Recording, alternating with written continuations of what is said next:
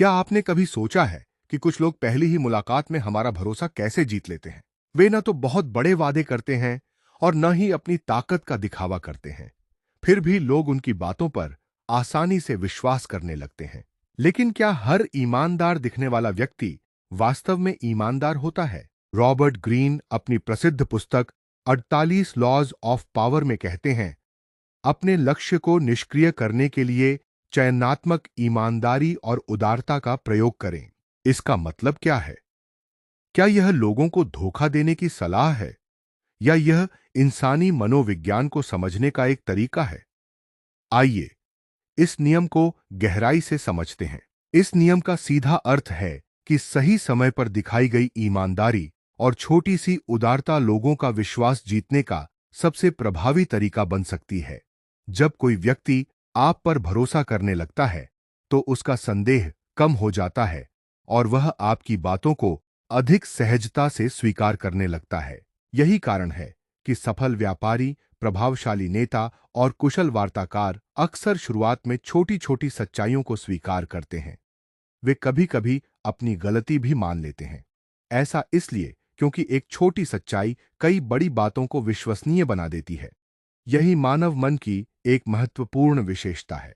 एक बार यदि किसी ने आपको भरोसेमंद मान लिया, तो वह आपकी बाकी बातों पर भी आसानी से विश्वास करने लगता है।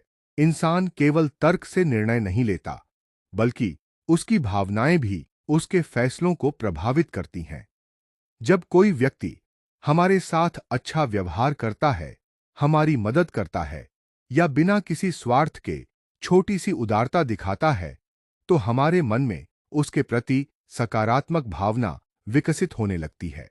मनोविज्ञान में इसे रेसिप्रोसिटी प्रिंसिपल कहा जाता है।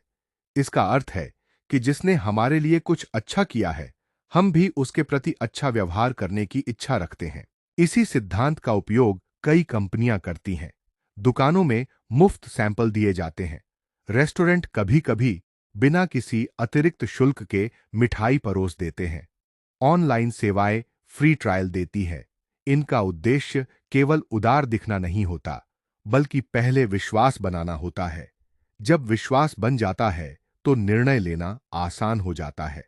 अब एक उदाहरण पर विचार कीजिए। मान लीजिए दो दुकानदार हैं। पहला दुकानदार लगातार अपनी दुकान और अपने उत्पादों की तारीफ करता रहता है।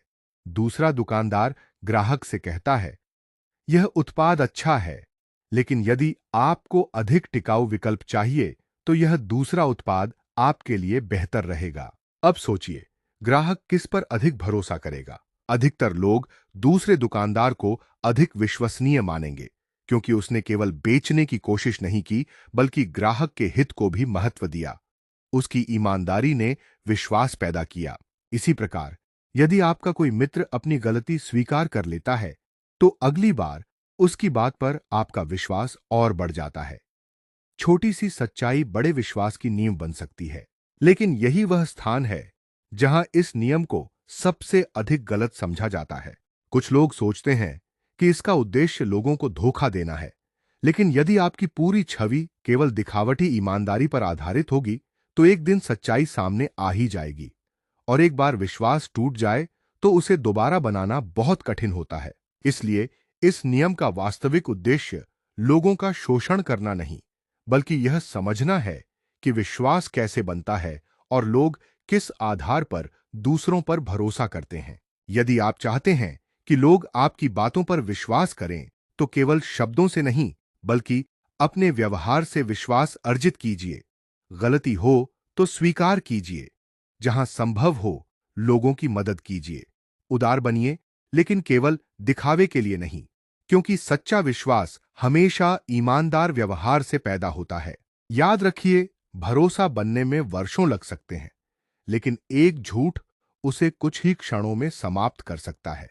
रॉबर्ट ग्रीन का यह नियम हमें इंसानी व्यवहार और विश्वास की शक्ति को समझने में मदद करता है। लेकिन असली शक्ति लोगों का विश्वास जीतने में है, न कि उनका विश्वास तोड़ने में। अगर आपको यह जानकारी पसंद आई हो, तो वीडियो को लाइक करें, अपने दोस्तों के साथ शेयर करें और 48 लॉज ऑफ पावर की पूरी सीरीज देखने के लिए चैनल को सब्सक्राइब करना न भूलें। अगले वीडियो में हम 13वें नियम को विस्तार से समझेंगे। तब तक सीखते रहिए, आगे बढ़ते रहिए और अपनी शक्ति का उपयोग हमेशा बुद्धिमानी और जिम्मेदारी के साथ कीजिए।